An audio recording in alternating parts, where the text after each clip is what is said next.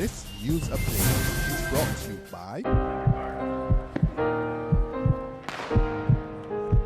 They ask us how we do it, how we outrun the world. They ask us, how does it feel to fly?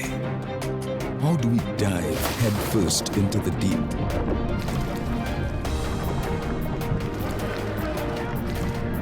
And emerge victorious.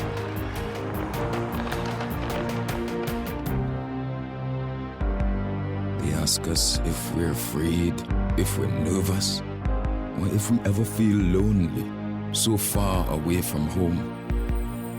But the truth is, home is always right here with us. Get ready to witness the magic of the Olympic Games like never before.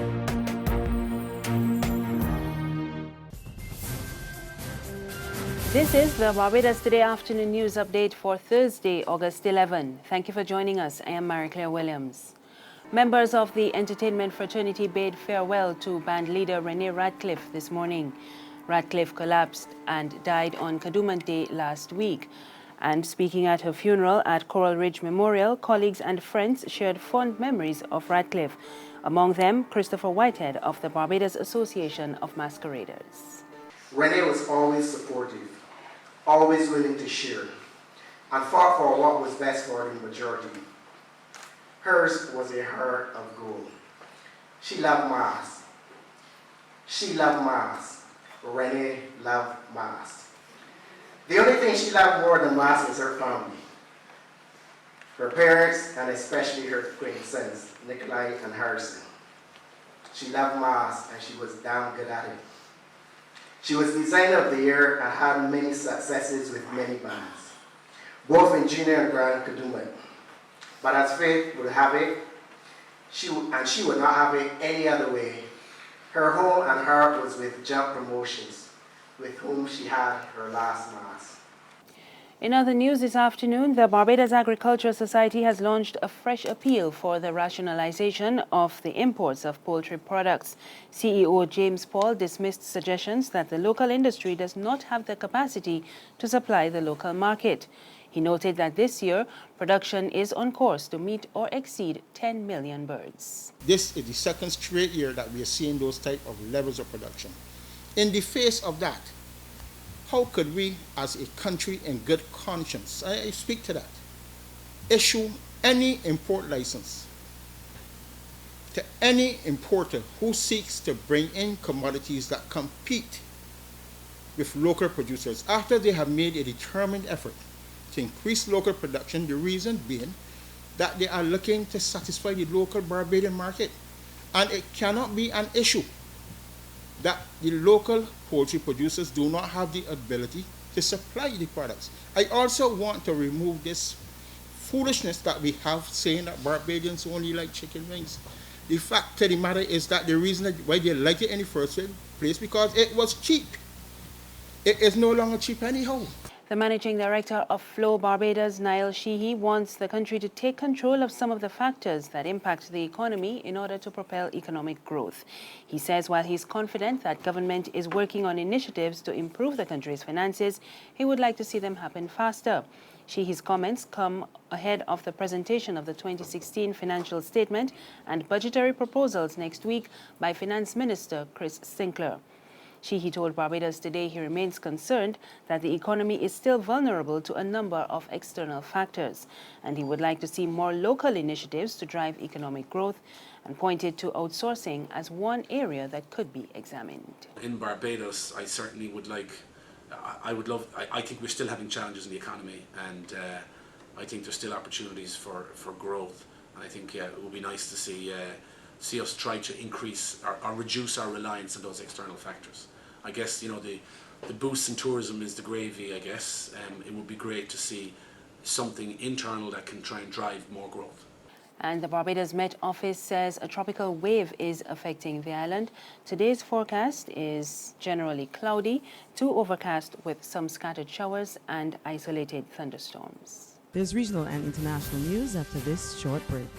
Get your paper, only $2.25. 220 who? For what? That's the bear stale news. I don't read about that on Barbados Today since last night. That can't only can't do. 220 who? Barbados Today. News you can trust. Secure your future, be financially strong. Since 1983, we have been there for you. A smart range of products, great tax benefits. We're the solution to your hopes and your dreams. The Barbados Workers Union Cooperative Credit Union. The Barbados Workers Union Cooperative Credit Union. Humble beginnings to smart loans, smart savings. Save smart and borrow smarter. That's the move for me. Stability, prosperity. We're the solution to your hopes and your dreams. The Barbados Workers Union Cooperative Credit Union. The Barbados Workers Union Cooperative Credit Union. We're back now with news from the region and more reactions to yesterday's ruling by the Belize Supreme Court. The court ruled that Section 53 of the Criminal Code, which criminalizes homosexuality, is unconstitutional.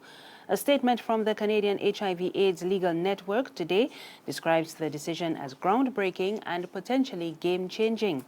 The body says 10 Caribbean states continue to cling to British colonially imposed anti-gay edicts, and such outdated laws contribute to the hate and violence against members of the LGBT community. The statement further said existing laws exacerbate the HIV epidemic in the Caribbean. In Jamaica, lawyer and LGBT advocate Maurice Tomlinson has launched a similar constitutional challenge, and that case is being supported by the Canada HIV/AIDS Legal Network, which says it hopes the Belize ruling will be highly persuasive in Jamaica and other countries across the region. In St. Lucia, the Ministry of Education is probing allegations of inappropriate conduct between a school principal and female students. We get the details from HTS News Force in Castries. If matters of this nature involved a student below the age of 16, the legal age of consent, police intervention is necessary. Otherwise, disciplinary action is entirely up to the Teaching Service Commission. I have made it very clear, both while in opposition and now in office, that the United Workers' Party, this government, and this Minister of Education has a zero tolerance for improper behavior of teachers, especially when it puts the lives or the psychological well-being of students in danger. Having said that, it is important to not rush to judgment, and we ought to wait for the outcome of the ongoing investigation. Further afield, the United Nations is investigating evidence of a toxic gas attack on the Syrian city of Aleppo, which left 4 people dead and many others injured. Rebels say it was carried out by government forces using chlorine gas. The UN Special Envoy for Syria said a chlorine attack, if confirmed, would amount to a war crime. The Syrian Civil Defense says the gas is thought to have been chlorine dropped in a barrel bomb. And that's the news this afternoon. Remember, you can get more on our website, www.barbadostoday.bb. You can also subscribe to our e-paper, email updates, and like us on Facebook. We're on Izumi Media in bus terminals and Screenplay at supermarkets and gas stations near you. You can also tune into Channel 99 on Flow TV or Mix 96.9 FM for more news. I am Mary Claire Williams. Good afternoon.